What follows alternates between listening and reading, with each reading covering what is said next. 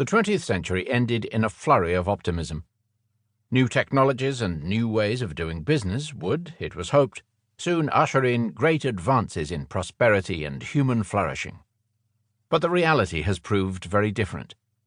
Over the past 20 years, the performance of advanced economies has been a study in disappointment.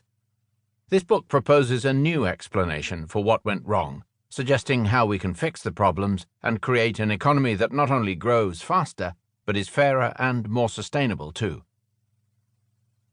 Postponing Tomorrow, Selden's Brass Plaque and Lorenzetti's Fresco.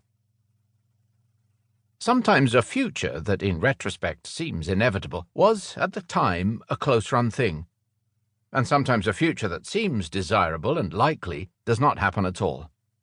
One way of thinking about this is by considering two old objects, a brass plaque in the case of the automobile and a 700-year-old painting. Perhaps more than any other technology, the automobile defined the 20th century. For better or worse, it influenced our lifestyles, our economy, our cities, and our climate.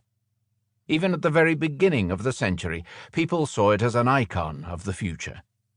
But if you look at vintage American automobiles from around 1900, you'll see that many of them share an unusual feature, a brass plate stating that the car is the design of a man named George Selden. If you have not heard Selden's name alongside automotive pioneers Carl Benz or Henry Ford, there is a reason for this. Selden was not an engineer, but a patent attorney, and at the time he had not produced a single car.